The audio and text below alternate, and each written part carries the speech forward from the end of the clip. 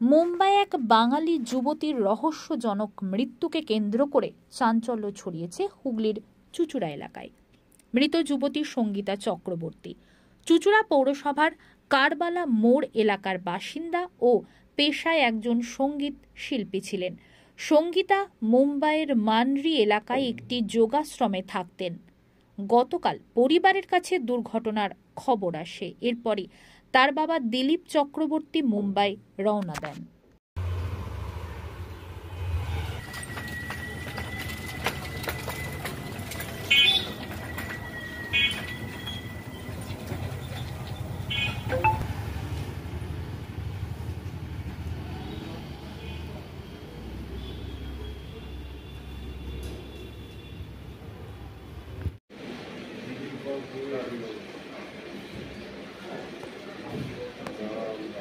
সে তো অবশ্যই থাকবে, কিছু মুখগুলো তো একই লাগছে সব।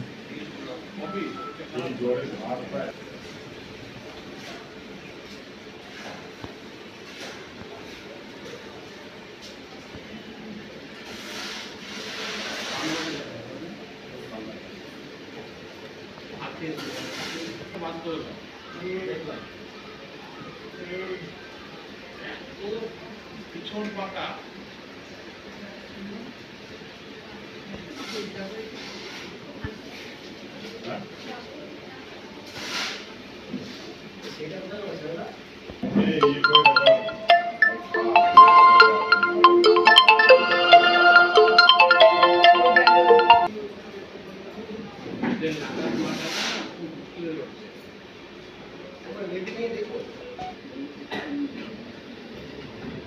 কথা বলো না খাতা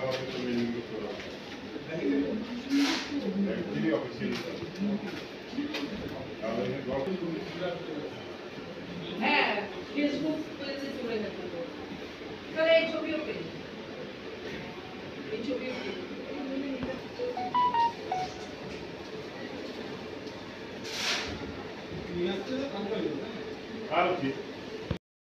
সঙ্গীতা আমাদের এলাকারই একদম বাচ্চা মেয়ে, আমাদের দিলীপ চক্রবর্তী, তার মেয়ে, একই মেয়ে, খুব প্যাথেটিক। কালকে দিয়েই একটা সন্ধ্যের পর থেকেই আমাদের এলাকার সবাই একটু এই ব্যাপারে শোকাহত।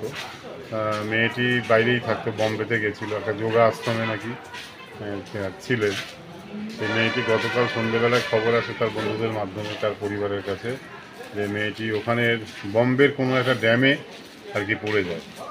সেই অবস্থা বাড়ির লোকও সব জানে। বাবা রাত্রেবেলাতেই রওনা হয় এবং ওর ওই রিলেটিভরা বম্বেতে আছে, ওর এক রিলেটিভ, তার মাধ্যমেই সকালবেলায় খবর আসে।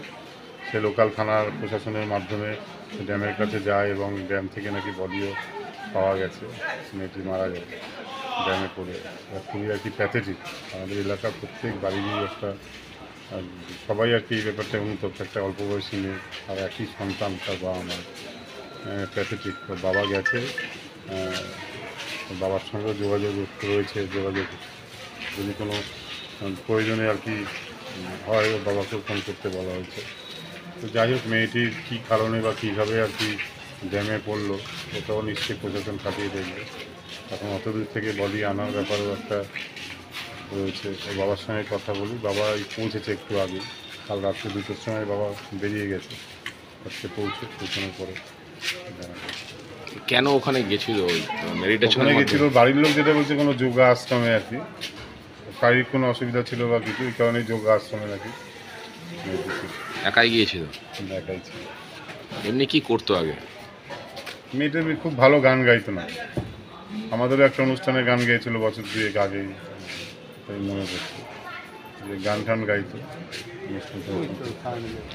বডি এমনি এখানে আনার ব্যাপারে যদি সহযোগিতার প্রয়োজন আপনি দেখুন। অবশ্যই যদি সহযোগিতার প্রয়োজন হয় আমরা নিশ্চয়ই এলাকার মানুষ আছে, আমরা আছি, আমরা চেষ্টা করবো কীভাবে আনা সম্ভব হয়। সেরকম হলে প্রশাসনের সঙ্গেও কথা বলা হবে। এখন অবধি ওর মা জানে না। কালকে রাত্রেবেলা সন্ধ্যে থেকেই ওর মা আর কি কান্নাকাটি যেটা হয় সেটা হচ্ছে, সেই জায়গায় দেখা যায়। এমনি অন্য কোনো সন্দেহ হচ্ছে? এক তো মহারাষ্ট্র মানে বর্তমানে যা চলছে বাঙালি সেটা এখন অবধি তো বলতে পারছি না যে কি কারণ হলো, কি ঘটনা এই ঘটনা ঘটলো, এটা না সম্পূর্ণ জেনে তো বলা আমার মনে হয় না ঠিক হবে না। চাইছেন ওখানকার পুলিশ প্রশাসন তদন্ত করুক। প্রশাসন তদন্ত করে প্রকৃত ঘটনাটা আর কি জানা, এটাই তো আর কি আমরা সবাই চাই এলাকাবাসী হিসেবে।